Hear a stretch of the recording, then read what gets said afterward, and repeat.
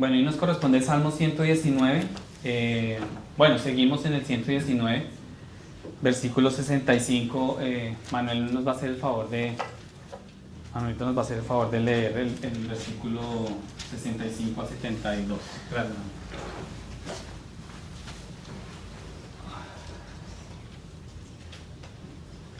¿Tenemos? Ok.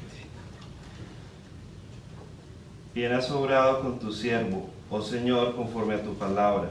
Enséñame buen juicio y conocimiento, pues creo en tus mandamientos. Antes que fuera afligido, yo me descarrié, pero ahora guardo tu palabra.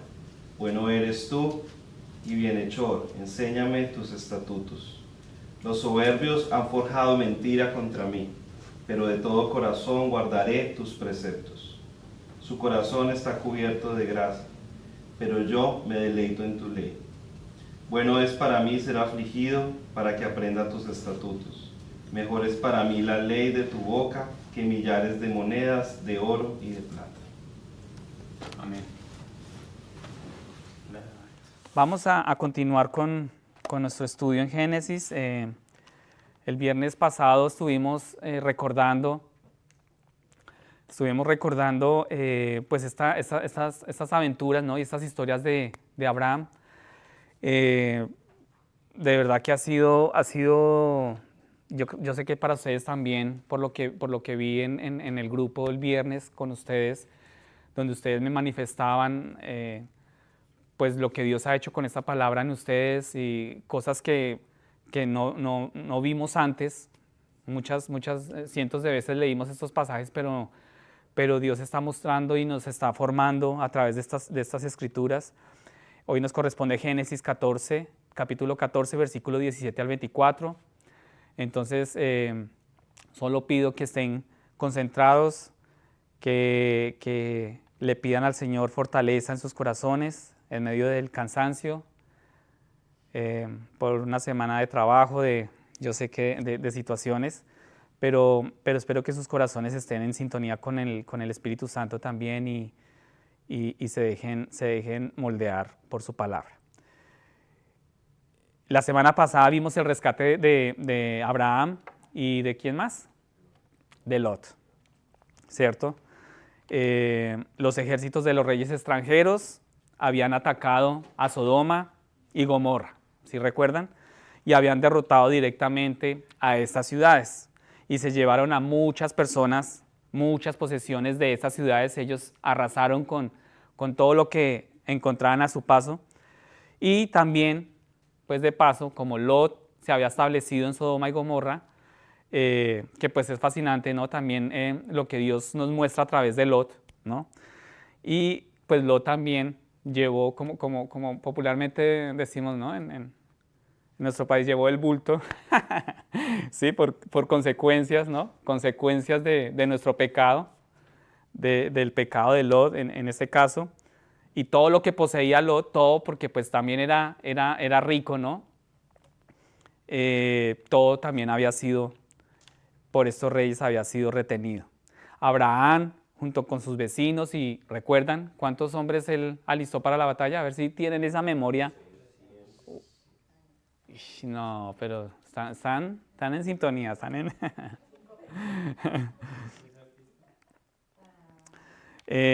Exacto, 318 hombres entrenados en su casa, ¿sí? Hombres que fueron entrenados, como Abraham y su pueblo eran nómadas, ¿no? Ellos tenían que estar de un lugar a otro y indudablemente tenían que también prepararse y pelear con otros pueblos. Entonces, digamos que ellos estaban entrenados, fueron en persecución de los invasores. El Señor dio una gran victoria con estos pocos hombres frente a reyes pues poderosos, ¿no? Fue una victoria pues maravillosa. Recuperaron a Lot y todas sus posesiones. También recuperaron a las demás personas que se habían llevado y las posesiones de las ciudades vecinas. Digamos que el botín ahí pues era grande y bastante, ¿sí? Abraham y los que están con él ahora están regresando a casa y vamos a retomar, entonces, ahí fue donde quedamos hace 8 días, vamos a retomar entonces el versículo 17 de Génesis 14. ¿Ya lo tienen? Muy bien, entonces dice así. A su regreso, después de derrotar a Kedorlaomer y a los reyes que estaban con él, salió a su encuentro el rey de Sodoma en el valle de Sabé, es decir, el valle del rey. Y Melquisedec, rey de Salem, sacó pan y vino. Él era sacerdote del Dios Altísimo. Él lo bendijo diciendo: bendito sea Abraham del Dios Altísimo, creador del cielo y de la tierra. Y bendito sea el Dios Altísimo que entregó a tus enemigos en tu mano. Y Abraham le dio el diezmo de todo. El rey de Sodoma dijo a Abraham: dame las personas y toma para ti los bienes. Y Abraham dijo al rey de Sodoma: he jurado al Señor, Dios Altísimo, creador del cielo y de la tierra, que no tomaré ni un hilo ni una correa de zapato, ni ninguna cosa suya, para que no diga yo enriquecí a Abraham. Nada tomaré, excepto lo que los jóvenes han comido y la parte de los hombres que fueron conmigo. Aner, Escol y Mamre. Ellos tomarán su parte. Bueno, hoy nos corresponden estos pocos versículos, pero pues nuevamente nos metemos en un nuevo episodio, ¿no? Fascinante también, o sea, todo es increíble todo lo que hemos aprendido con Abraham y Lot, ¿no? Y hoy vamos a continuar con eso. A veces, después de haber obtenido una victoria, nos enfrentamos a nuestros mayores peligros, ¿no? Y es lo que estamos viendo aquí con Abraham, ¿no? Viene de una gran victoria, ¿no?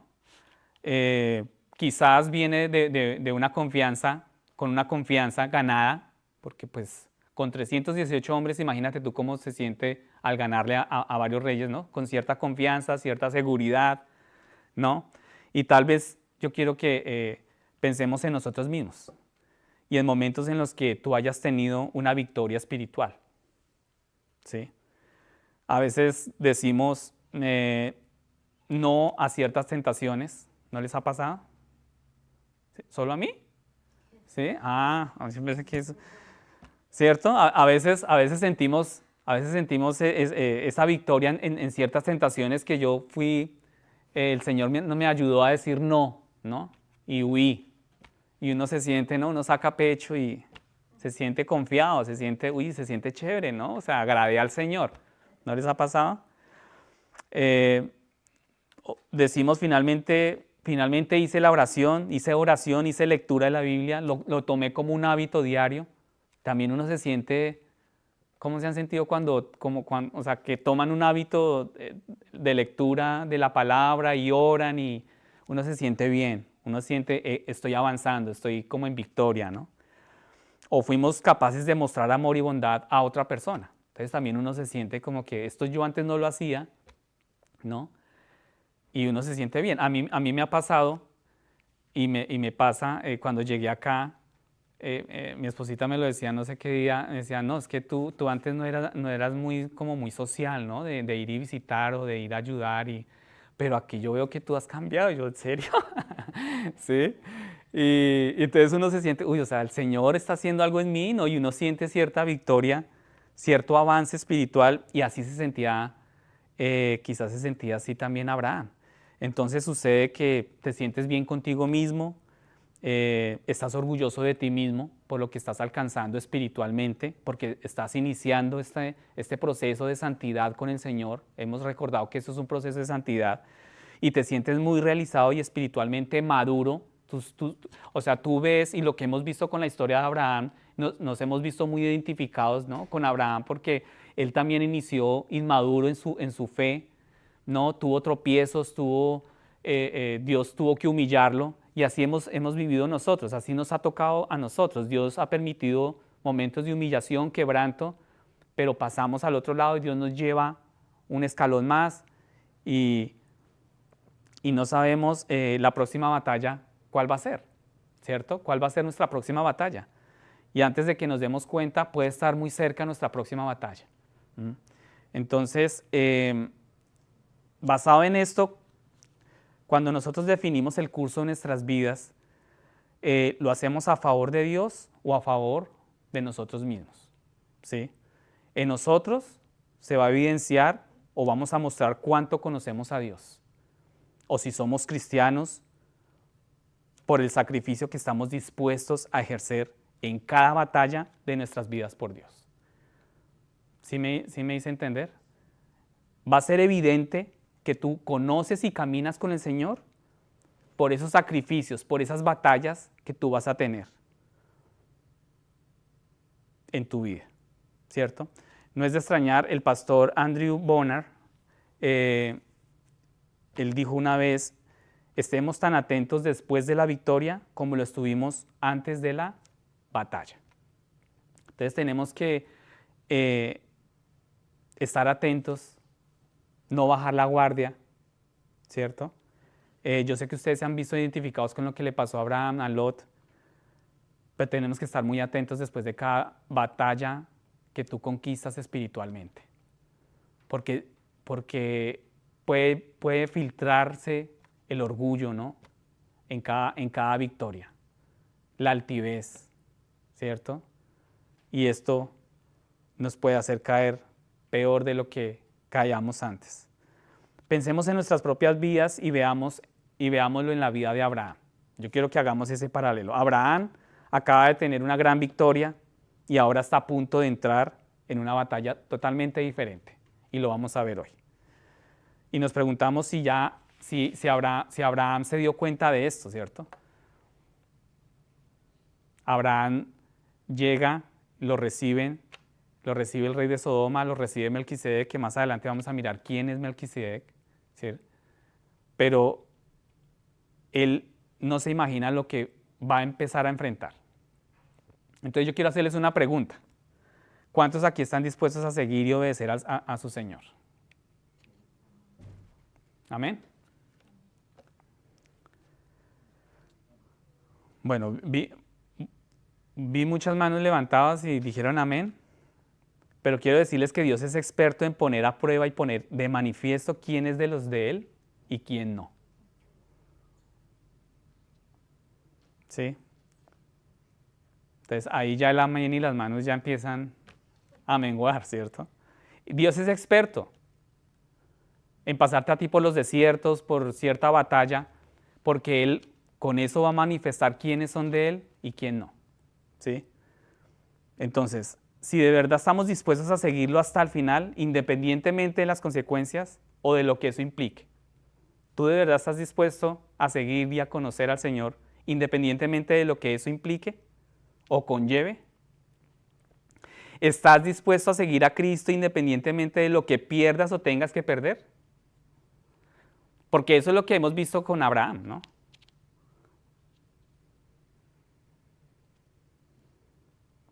Perdió. En Egipto perdió. Y más adelante vamos a ver también muchas cosas que él va a tener que dejar. Y lo que Él te pida, ¿tú lo harás? Lo que el Señor te pida, ¿tú estás consciente de que tú vas a entregarle lo que el Señor te pida? ¿Dejarás lo que tú amas, pero que Dios rechaza y odia? ¿Tú eres consciente de lo que es conocer y seguir, caminar con Dios? Y es lo que estamos viendo con Abraham y Lot, ¿cierto? ¿Dejarás lo que tú amas? O sea, esas cosas que tú te aferras y no quieres soltar, ¿tú estás dispuesto a seguir a Cristo? Y si Cristo te lo pide, ¿tú estás dispuesto a dejarlo y a perder eso? ¿A soltarlo? ¿Esas cosas que Dios rechaza y odia? Ya no escucho amén, ¿sí? ¿Cierto? Cuando uno lee la Biblia, uno puede notar, cuando uno lee la Biblia de pasta a pasta, uno puede notar que hay dos cosas que evidencian que uno está siguiendo a Dios. La primera es la obediencia a la palabra de Él. Y la segunda son las cosas que tú seas capaz de dejar por seguir a Dios. Y eso es lo que uno ve en la vida de Abraham.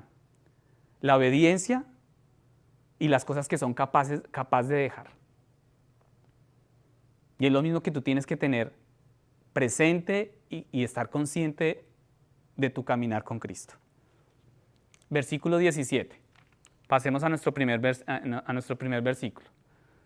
A su regreso, dice, después de derrotar a Kedorlaomer y a los reyes que estaban con él, salió a su encuentro el rey de Sodoma. O sea, nadie más. Después de una victoria como esas, le salió el rey de Sodoma. ¿Sí? Dice que salió el rey de Sodoma ¿en qué lugar? En el valle de Sabé. Eso significa el valle del rey al sureste de Jerusalén. El rey de Sodoma sobrevivió a su caída en los pozos de alquitrán. ¿Recuerda los pozos de alquitrán? Él sobrevivió a estos pozos que estaban en el versículo 10, si recuerdan. Y ahora él ha escuchado las noticias acerca de Abraham, ha salido al encuentro de Abraham. Entonces yo quiero que tú, pues, imagina este encuentro, y donde se encuentran con Abraham es en esta área a las afueras de Jerusalén, ¿sí? El valle de Sabé. Y aquí, a las afueras de este lugar, se encontró con Abraham. Siguiente versículo, 18 al 20, dice, entonces Melquisedec, rey de Salem, sacó pan y vino. Él era el sacerdote del Dios Altísimo, ¿cierto? ¿Quién es Melquisedec? Melquisedec es rey de Salem, que es el otro nombre para Jerusalén, ¿sí? Si notan, al finalizar Jerusalén, ¿sí? De ahí deriva Salem. Amén. Y también él es, la palabra nos dice que dice sacerdote del Dios Altísimo. ¿Qué ofreció el sacerdote? Abraham, pan y vino. Entonces, aquí podemos recordar la comunión, ¿verdad? Pero también es una comida normal de hospitalidad que tenían como costumbre en esos tiempos. Entonces, Melquisedec ofrece comunión a Abraham y en el versículo 19 lo bendice. Mire Dios cómo va orquestando, va colocando personas que así como a ti y a mí nos ha sucedido en nuestras vidas, y lo vamos a mirar más adelante. Y parece bastante obvio que Melquisedec, cuyo nombre significa el Señor es mi justicia. Eso significa el nombre de Melquisedec. El Señor es mi justicia. Él sabe exactamente quién es Dios. Porque dice ahí, era sacerdote del Dios Altísimo. No era cualquier persona, no era cualquier sacerdote. Era sacerdote del Dios Altísimo. ¿Sí? Y llama al Señor Dios Altísimo, que en el original es el Elión. Amén. También dice que es el creador del cielo y de la tierra. Ese Dios Altísimo, el Elión, creador del cielo y de la tierra. Entonces Melquisedec le recuerda a Abraham. ¿Quién le recuerda a él? Fue el Señor quien te dio la victoria. ¿Quién le dio la victoria a Abraham? ¿No fueron los 318 hombres? ¿No fue la estrategia de atacar en la noche? ¿No fue lo mucho que entrenaron durante toda la vida como nómadas? No, fue el Señor, dice Melquisedec. Toma eso para tu vida. No es tu inteligencia, no es tu sabiduría, no. Es el Señor quien nos ha dado la victoria en cada batalla. Si Abraham había reunido a los 318 soldados, y sí, Abraham contó con la ayuda de sus vecinos, ¿cierto? Eso lo estudiamos hace 8 días. Él contó con la ayuda de sus vecinos, pero fue el Señor quien entregó al enemigo a Abraham. Entonces, ¿con qué frecuencia necesitamos ser recordados en ese sentido, después de una victoria? ¿Con qué frecuencia necesitamos que se nos recuerde esto? ¿Cierto? Todo el tiempo nuestro corazón se inclina a enorgullecerse por lo que nosotros hacemos. Pero ¿con qué frecuencia necesitamos ser recordados que es Dios quien nos da la victoria? Porque Él tiene el control de nuestras vidas. Por nada, la Escritura dice acá que el Dios Altísimo, creador del cielo y de la tierra. O sea, el Dios que te creó a ti, que me creó a mí, tiene el control de nuestras vidas. Y es Él el que nos da la victoria.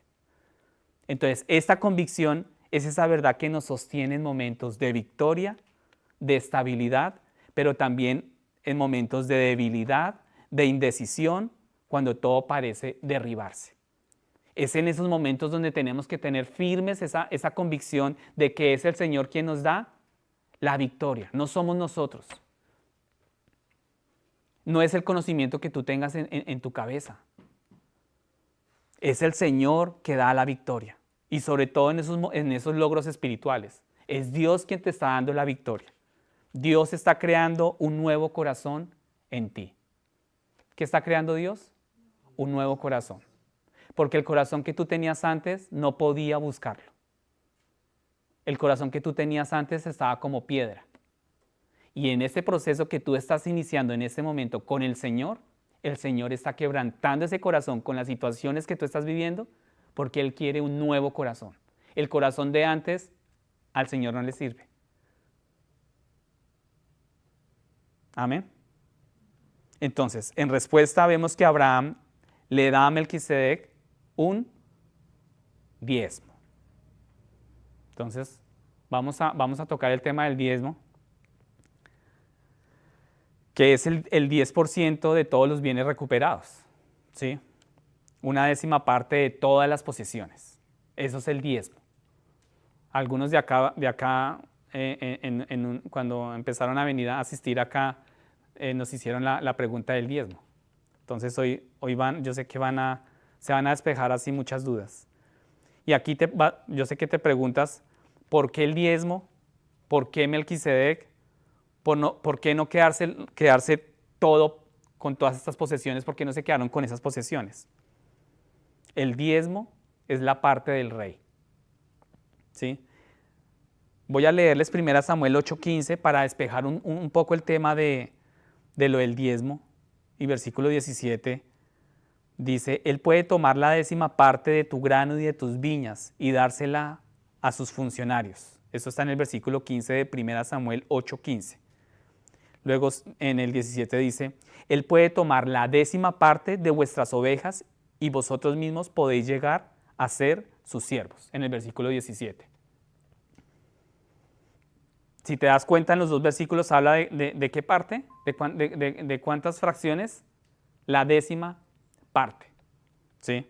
Entonces vemos a Abraham dando un diezmo y es obvio que Abraham le está dando al Señor lo que le corresponde. Lo está haciendo a través del sacerdote del Señor, que en este caso es Melquisedec. Bueno, y hoy en día llamaríamos esto, pues, la iglesia. O sea, lo que Abraham estaba haciendo era dando ese diezmo después de esa batalla, de esa victoria. Y aquí es donde muchos entran en contrariedad, ¿verdad? Algunos cristianos, aún creyentes, no entienden el tema del diezmo o simplemente no les gusta este tema. ¿Sí? O venimos de pronto de un pasado, ¿no?, que se tergiversó este tema, que se abusó de este tema. Me incluyo en ese grupo, ¿no? Entonces, malformaron esa enseñanza y uno ya viene, ¿no? O sea, uno ya viene como con cierta prevención del tema del diezmo, ¿no? Pero la Biblia acá nos está hablando del diezmo y nos quiere enseñar sobre el diezmo. Entonces hoy en día escuchamos cosas como, no, simplemente el Nuevo Testamento nunca menciona el diezmo, entonces pues si el Nuevo Testamento no menciona el diezmo, pues yo no tengo por qué dar el diezmo, ¿sí? O solamente solo nos instruye a dar lo que hemos determinado en nuestros corazones. O sea, yo solamente voy a dar lo que Dios ponga en mi corazón, ¿no? Muchas veces uno escucha esas frases, ¿no? Yo solamente hago lo que Dios ponga en mi corazón y las personas se mueven es por sentires, por lo que sienten en su corazón, más no por lo que la palabra nos está enseñando, ¿sí? O a veces hay cristianos que dicen, no, yo doy con alegría, pero doy lo que yo crea conveniente dar, ¿sí? O que nunca dice nada sobre el 10%. Hay cristianos que dicen, no, pero muéstrame en la Biblia donde dice el 10%. ¿Sí?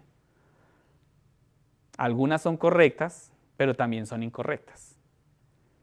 Y si dices estas cosas para no dar, si tú tienes el mismo argumento para no dar o para dar menos, déjame decirte que hay un problema muy, muy profundo en tu corazón.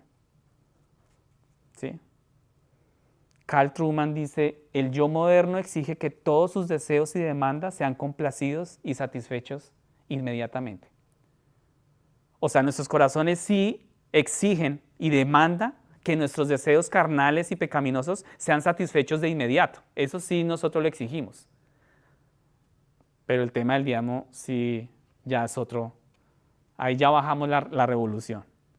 Nuestra generación parece estar dominada más por la pasión de la carne y no por la pasión por Dios. Nuestra generación, los nuevos cristianos de hoy en día, no quieren saber nada del diezmo, ¿sí? Porque están más dominados por la pasión de la carne que por esa pasión de seguir y conocer a Dios.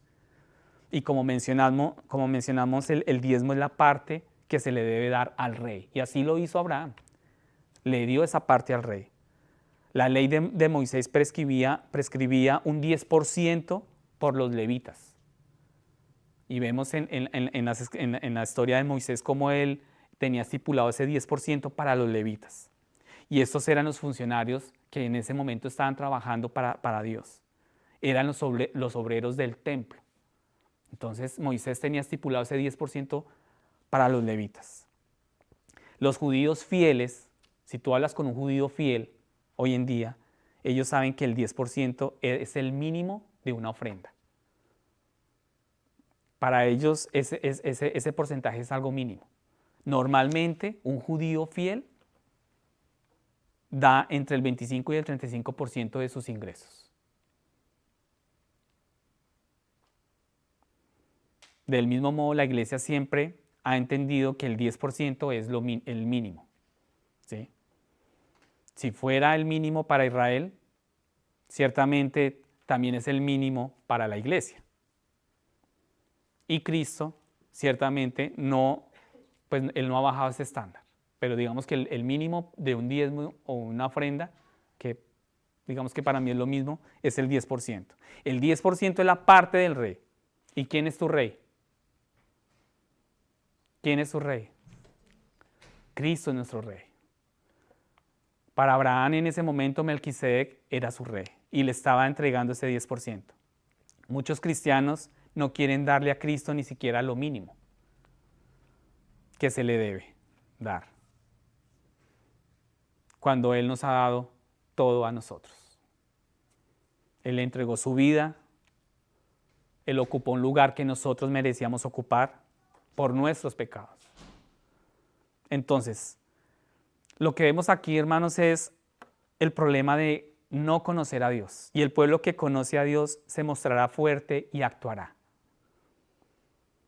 El pueblo que conoce a Dios ve todo diferente, vive diferente, piensa diferente. El pueblo que quiere conocer y caminar con Dios siente diferente, ve diferente, elige diferente, se esfuerza diferente, se entretiene diferente, negocia, trabaja diferente. El pueblo que conoce a Dios decide diferente y tiene una moral diferente al resto del mundo. El pueblo de Dios piensa diferente y tiene una moral diferente. El hombre y mujer que conocen a Dios anda en busca de la gloria, no para salvarse del infierno. O sea, tú no puedes buscar a Dios o venir cada 8 días solamente por salvarte del infierno. Conoce a Dios porque su gloria es precisamente conocer a su Dios. Esa debe ser tu gloria, conocer a tu Dios. Y no hay nada más valioso que esa gloria, conocer a su Dios. Su interés no es obedecer para evitar las consecuencias. ¿Tu interés de seguir a Dios es evitar consecuencias? El hombre y la mujer que quiere conocer a Dios quiere obedecer porque Él tiene un aprecio por lo que Cristo ha hecho en la cruz. Ese es su mayor gozo. para el creyente ese es su mayor gozo, no para evitar las consecuencias. Él se deleita en seguirle y obedecerle. Él se deleita en obedecer la palabra del Señor. Y si tú no tienes ese deleite, si tú no tienes ese gozo, pues tienes que examinar eso, tienes que replantear con el Señor eso. Y sin mencionar que, para empezar, Cristo nos dio nuestras vidas. Cristo es el Creador. Cristo es nuestro Creador. Y lo veíamos en esos versículos. El sacerdote del Dios Altísimo, Creador del cielo y de la tierra. En Juan 1 dice, en el principio era el Verbo y él estaba con Dios y el Verbo era Dios. Hebreos 1 dice, Dios constituyó a Cristo heredero de todas las cosas e hizo el universo por medio de Él. Colosenses 1, todas las cosas fueron hechas por Él, para Él y por Él. No hay duda de quién es nuestro Creador. Es Cristo. Cristo también es nuestro Redentor. Juan 3:16 dice, porque de tal manera amó Dios al mundo que dio a su Hijo unigénito para que todo aquel que crea en Él no se pierda, mas tenga vida eterna. 2 Corintios 5:21 dice, al que no conoció pecado, le hizo pecado por nosotros para que fuéramos hechos justicia de Dios en Él. Entonces, aparte que Cristo es nuestro Creador, Cristo es nuestro Redentor, Cristo también es nuestro sumo sacerdote. Hebreos 4:14 dice, teniendo pues un gran sumo sacerdote que trascendió los cielos, Jesús, el Hijo de Dios, retengamos nuestra fe. Entonces, tu Creador, tu Rey es tu Creador, tu Rey es tu Redentor y tu Rey es tu sacerdote. Amén. En este punto es posible entonces que acá tengamos algunas preguntas acerca de Melquisedec. ¿Algunos han aquí estudiado sobre Melquisedec? Porque es extraño, ¿no? La vida de Melquisedec es muy fugaz, ¿no? Es muy escasa la información que tenemos de Melquisedec. ¿Quién es este hombre? ¿Por qué aparece aquí en este momento, justamente en este momento? ¿Cómo llegó a ser sacerdote del único Dios verdadero? Porque dice que es del Dios Altísimo, ¿sí? ¿Por qué no sabemos nada más de él?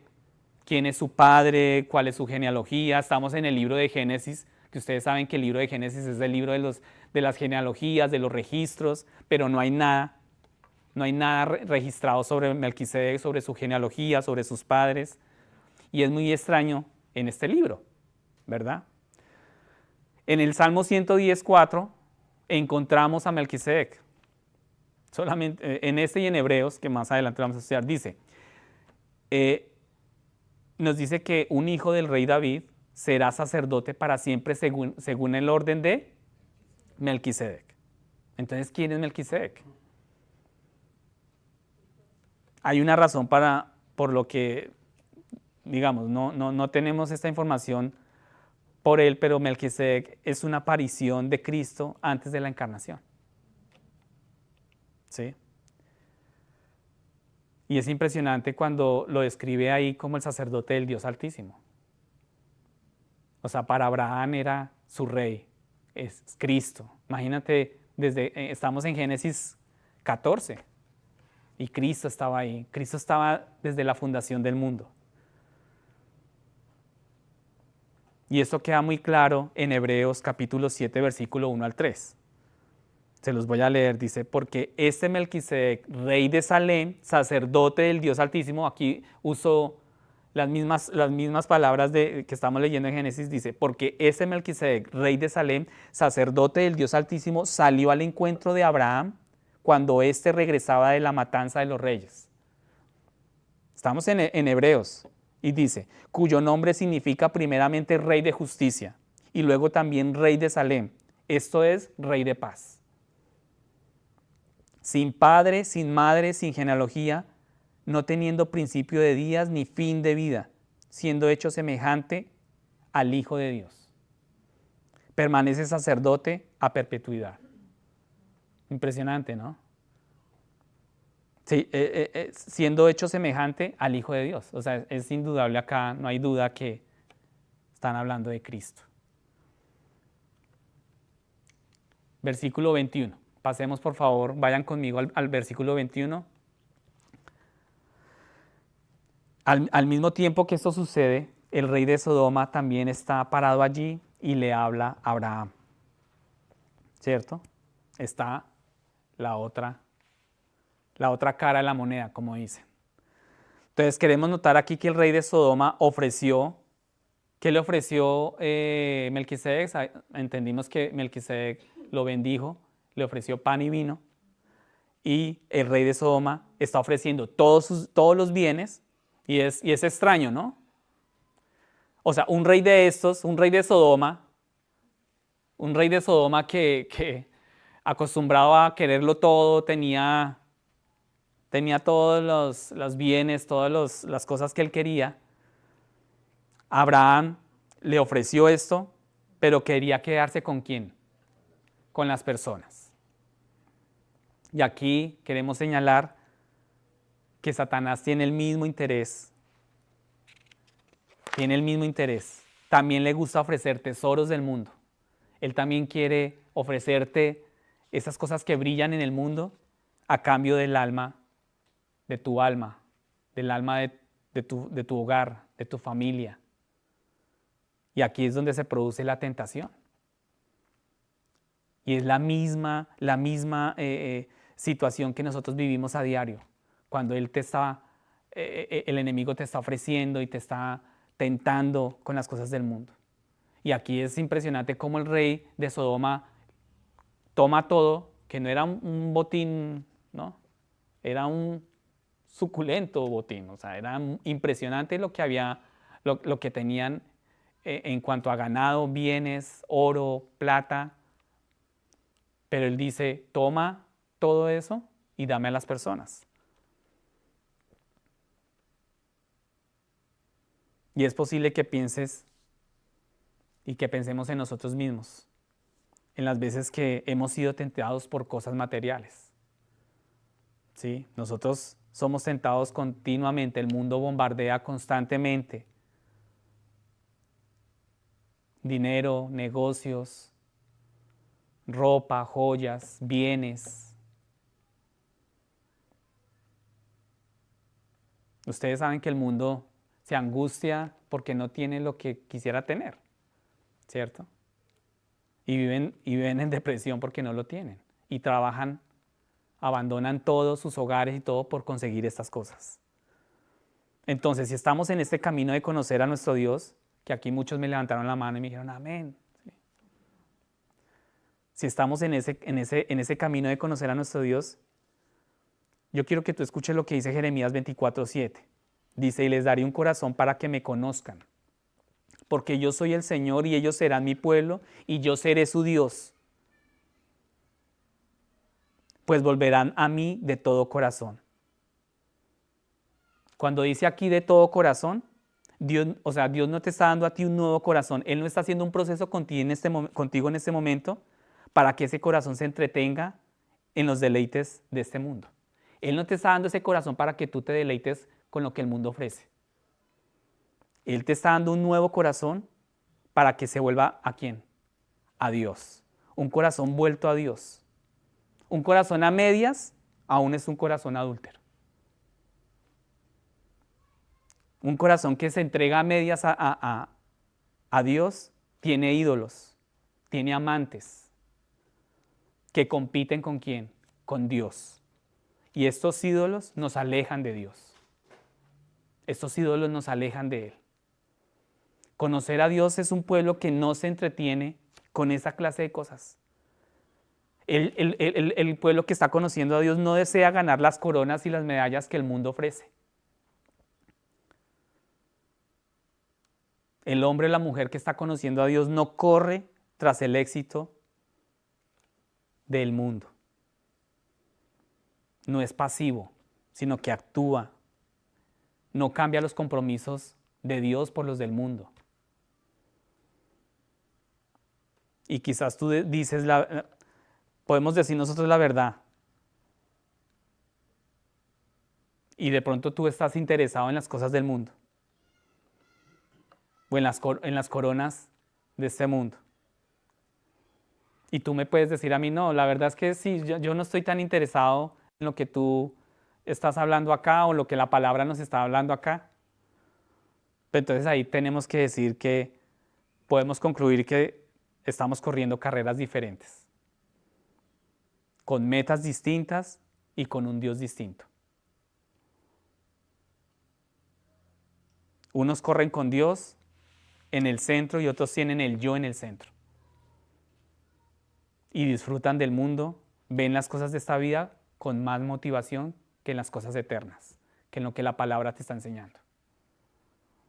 Entonces, si tú me dices a mí, no, es que la verdad sí, pues no estoy muy fijo en las cosas que está escrita en la palabra, concluimos que son carreras que estamos corriendo diferentes, con metas diferentes, con un Dios diferente. Y ese es el mismo caso del rey de Sodoma. Le está ofreciendo a Abraham.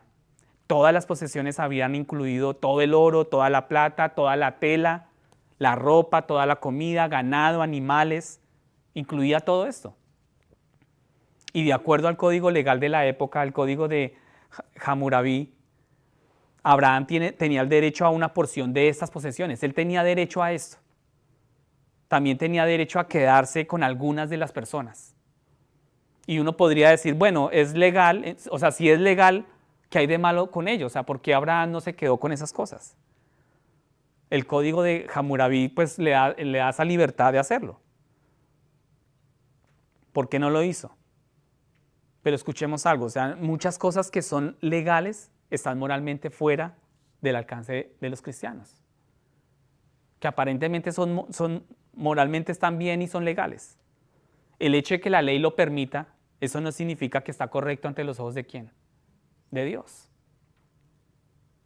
Y tal vez tú pienses en cosas que nuestras leyes permiten y a las que Dios dice tiene un no rotundo. Y la ley lo puede permitir.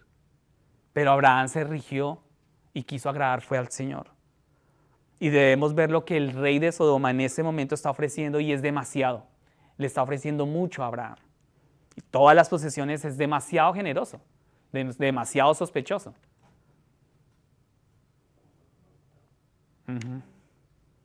Y el valor excede con creces lo que Abraham tenía por derecho. El valor excede demasiado. Entonces nosotros deberíamos preguntarnos y empezar como a cuestionarnos si el rey de Sodoma tiene algo entre manos, algún, como dicen, ¿no? Algún truco.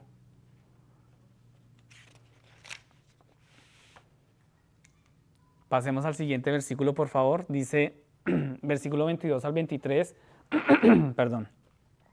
Abraham es consciente de esto y vemos su respuesta. Aquí en estos versículos vemos la respuesta de él. ¿Sí? Aquí vemos cuál es el truco.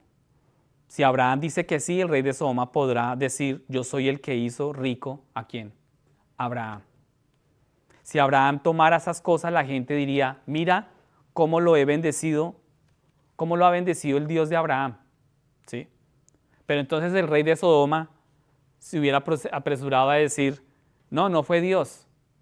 ¿Sí? El que hizo rico a Abraham fui yo. ¿Cierto? Entonces, sin embargo, aquí Abraham, de hecho, ha hecho un juramento a Dios en el versículo 22, hizo un juramento a Dios. Y el juramento de Abraham fue no aceptar nada del rey de Sodoma. No tomaré ni un solo hilo, dice ahí, ni una puntada de ropa, no tomaré la correa de una sandalia, ni siquiera un cordón de zapato. O sea, fue radical con su decisión, con su juramento. No tomaré nada que te pertenezca a ti, rey de Sodoma. ¿Sí? Hay algunas cosas que debemos tener en cuenta aquí. Primero, Abraham no se enriqueció con los malhechores, con el mal del mundo. Segundo, él no va a permitir que el mundo reclame crédito por lo que Dios ha hecho. Y tercero, Abraham no va a permitir que nadie más lo obligue a manipular. O sea, él no va a permitir que nadie lo obligue o lo manipule, sino solamente su Dios, solamente su Señor. Ese Señor que lo está guiando, ese Dios altísimo que lo está moldeando. Abraham está dispuesto a que solamente su Dios lo moldeara, lo obligara a hacer cosas, mas no un rey. Amén. Y el mundo a menudo negocia por nuestra lealtad. Y esto es lo que el rey de Sodoma está haciendo. Y el mundo muchas veces quiere con nosotros mismos negociar esa lealtad. Y la gente en este mundo piensa así: te haré un favor, entonces tú estás obligado, ¿no?, a hacerme un favor. No sé si aquí cuántos han tenido situaciones así. De hecho, nosotros al llegar acá nos pasó. Recibimos un favor, pero resulta que detrás de ese favor había algo más. El pastor contaba la historia, acá en la iglesia tuvieron un dueño de un negocio que quería darle aquí a la iglesia algo, y no algo pequeño.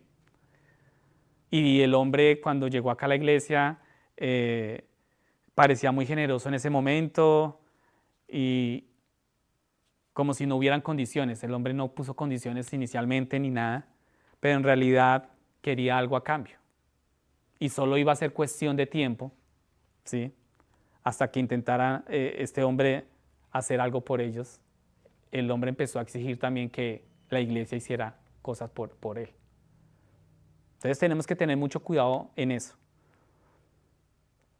Hebreos 11, del 8 al 10, dice: por la fe Abraham, al ser llamado, obedeció, saliendo para un lugar que había de recibir como herencia, y salió sin saber a dónde iba. Por la fe habitó como extranjero en la tierra de la promesa, como en tierra extraña, viviendo en tiendas como Isaac y Jacob, coherederos de la misma promesa, porque esperaba la ciudad que tiene cimientos, cuyo arquitecto y constructor es ¿quién? Es Dios. Abraham tenía claro que su constructor y su arquitecto era Dios. Y él no iba a permitir que estas propiedades, esta riqueza, lo desviara de su Señor. La gente que conoce a Dios tiene la fe para dejar cosas y hacer cosas. Por eso al comienzo les hice la pregunta: ¿aquí cuántos están dispuestos a seguir a su Señor o a su Dios, entendiendo lo que eso implica? Si hay, en el momento cuando tú tengas que dejar cosas. Pero el hombre o la mujer que conoce a Dios tiene la fe para dejar las cosas y hacer cosas. Nunca está aferrado a un lugar. Esa persona que está conociendo y está siguiendo al Señor nunca está aferrado a un lugar. Y las cosas donde vive, donde él está viviendo, él sabe que no va a echar raíces ahí. Porque el lugar donde él vive y está interesado es el lugar donde está su garantía, está su Señor. Y esa es su suficiente y su mayor garantía. Esa es su seguridad. Y es lo que tú tienes que meditar. Y es lo que tú tienes que pensar y empezar a replantear cuáles son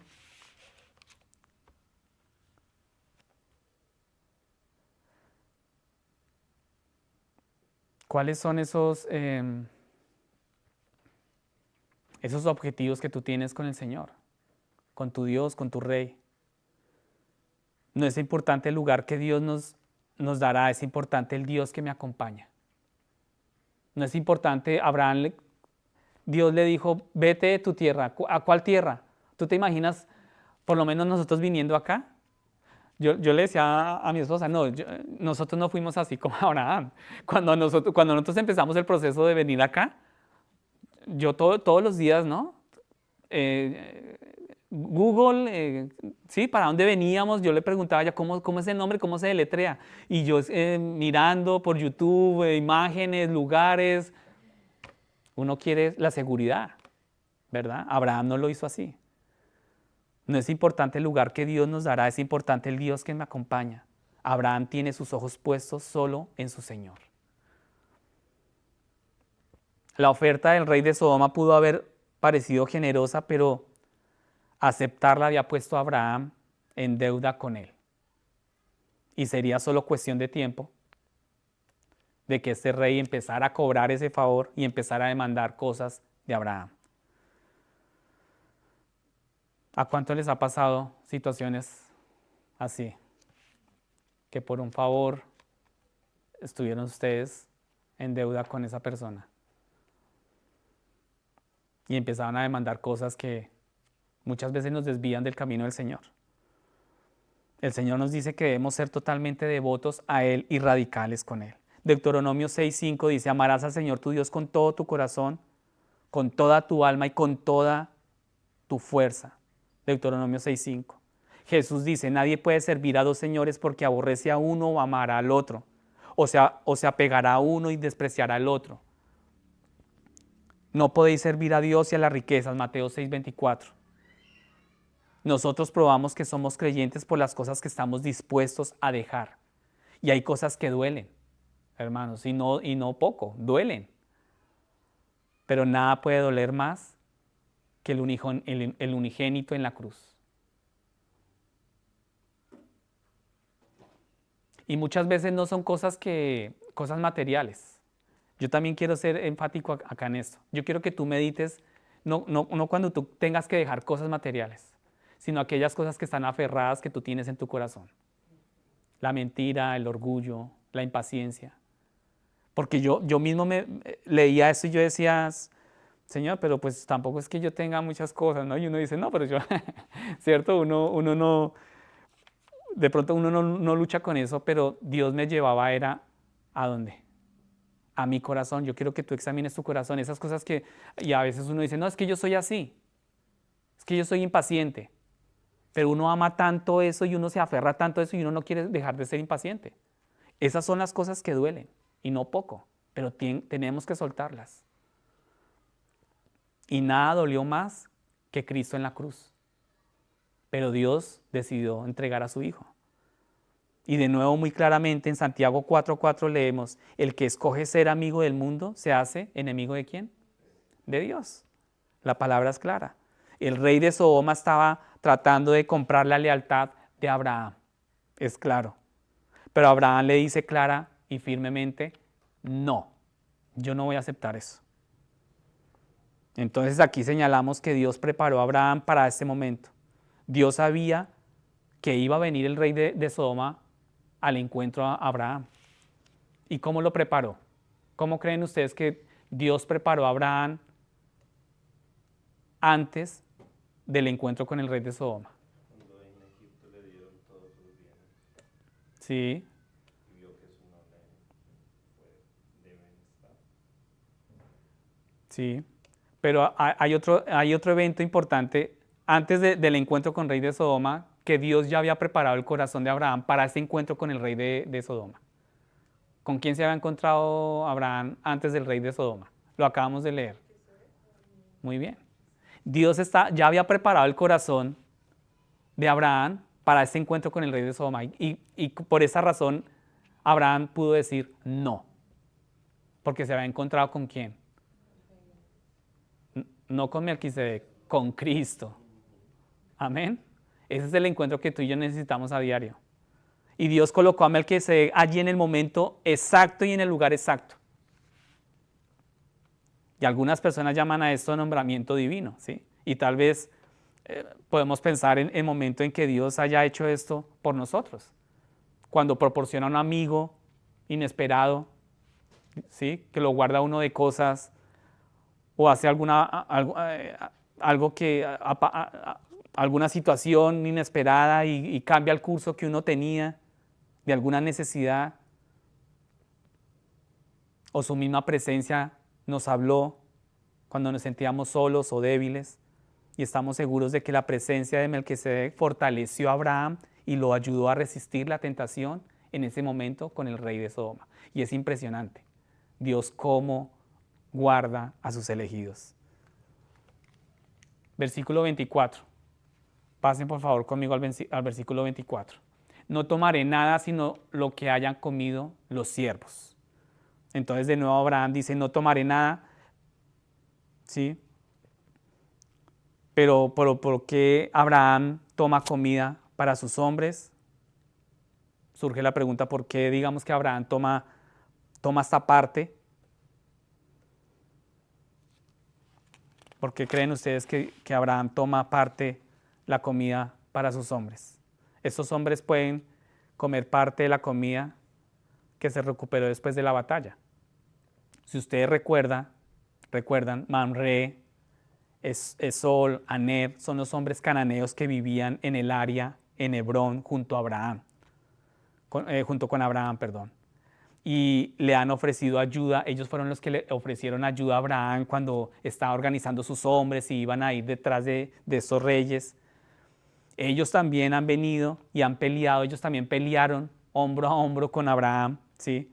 Y la ley les daba el derecho a una parte de los bienes a estos hombres que ayudaron a Abraham. Ellos también están parados ahí junto con Abraham, estaban escuchando lo que el rey de Sodoma les estaba ofreciendo a Abraham, y ellos escuchan y ven todo lo que tienen para adquirir también. Pero ellos también tienen que tomar una decisión por sí mismos. Y esto nos lleva pues a una gran también lección, porque Abraham aquí ha tomado una decisión por sí mismo y él dijo no, ¿cierto? Pero sus vecinos, los que le ayudaron, esos hombres también tenían que tomar una decisión por sí mismos. Y en términos de salvación ustedes saben que pasa lo mismo, ¿cierto? O sea, nuestros padres no pueden tomar la decisión por ti. Tu hermano, tu hermana no puede hacer la decisión de aceptar a Cristo por ti. Tus amigos, vecinos no pueden hacerlo. Cada persona tiene que tomar la decisión por sí misma de seguir a Dios, de conocer a Dios. Y para concluir, yo quiero y espero que esto sea una lección que tú hayas tomado de seguir a Cristo, que tú hayas tomado la decisión por ti mismo como lo hizo Abraham, que le dijo no al rey de Sodoma. Pero si tú no has tomado, si tú no lo has hecho, si tú no has insistido en esa decisión de aceptar a Cristo y de caminar con tu rey, yo te invito a que lo hagas hoy. De que tú dobles tus rodillas, tu corazón, quebrantes tu corazón delante del rey y le digas a tu rey, yo te sigo.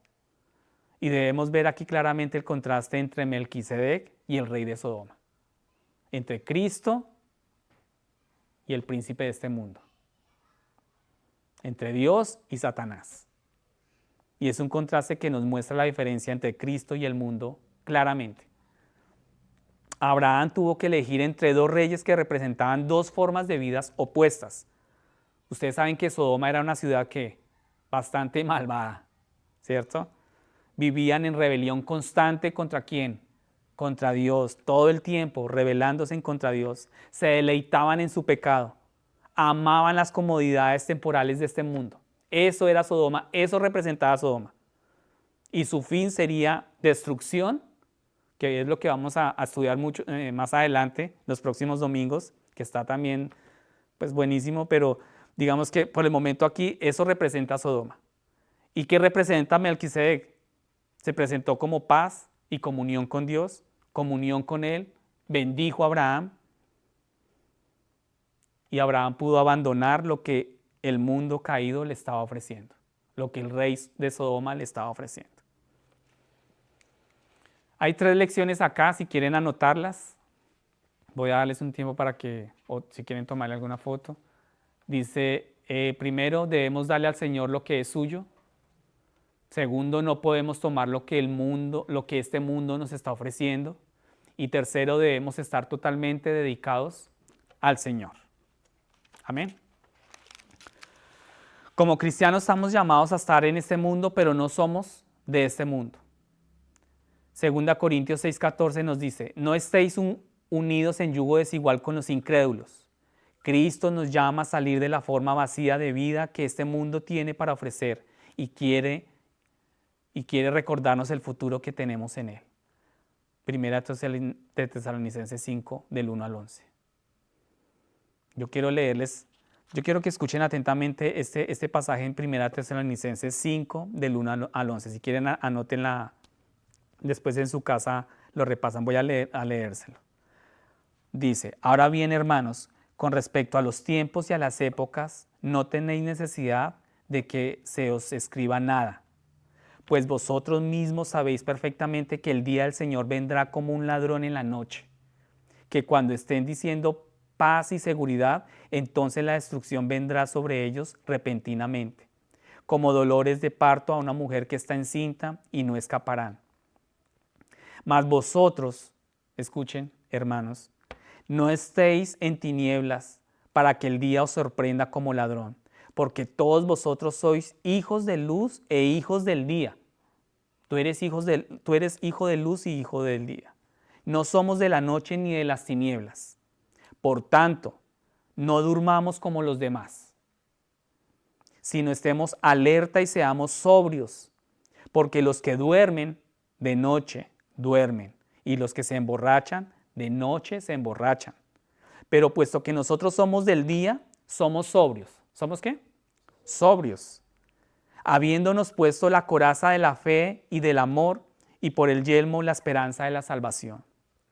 Porque no nos ha destinado Dios para ira. Él no te ha destinado para ira, sino para obtener salvación por medio de nuestro Señor Jesucristo, que murió por nosotros, para que ya sea que estemos despiertos o dormidos, vivamos juntamente con Él. Por tanto, alentaos los unos a los otros. Esa es la importancia de la iglesia. Y edificaos el uno al otro tal como lo estáis haciendo. Impresionante. Primera Tesalonicenses 5, del 1 al 11. Repásalo en tu casa. Medita esta palabra en tu casa. Hay algo de valor eterno dentro de cada uno de nosotros, y es tu alma. Y es lo que Jesucristo vino a salvar. Es tu alma. No es nada más, es tu alma. Esa es la razón por la que Jesucristo vino como hombre. Es por eso que Él dio su vida en la cruz. Él vino a este mundo, ¿por qué? Por tu alma. ¿Por qué? Por tu alma. Esa es la razón por la que Él derramó su sangre por sus pecados. Caminar hacia la iglesia o caminar hacia un grupo bíblico no es lo mismo que caminar con Dios. Caminar con Dios implica complacerlo cuando hablas. Caminar con Dios significa complacerlo cuando escuchas, cuando ves lo que ves, cuando te diviertes, cuando pasas tiempo con otras personas.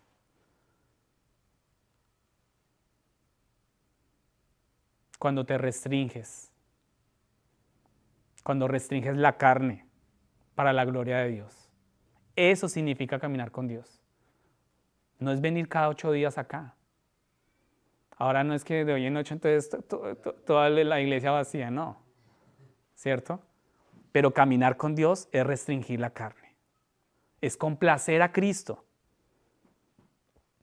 Y el cristiano de hoy en día, ustedes saben eso, hermanos, o sea, hoy en día el cristianismo es muy pragmático. Y se le ha predicado un cristianismo pragmático. Lastimosamente en los púlpitos se predica un cristianismo pragmático, que tiene buenos valores, de hecho tiene valores bíblicos, ¿sí? Ven a Cristo, que tu matrimonio se va a salvar y todo va a cambiar, todo se va a arreglar, pero muchas veces no pasa eso, y pasa el tiempo y no vemos eso. Y quizás de pronto es que muchas veces lo que Dios quería arreglar es la condición de nuestros corazones. La condición del corazón de ese hombre,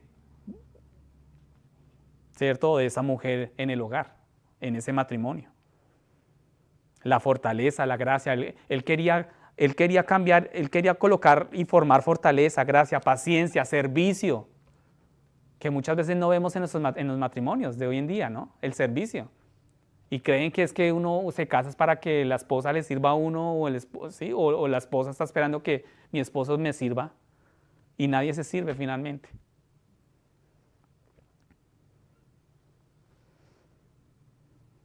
Hay valores bíblicos. Cree en el Señor Jesucristo y serán salvos tú y tu casa.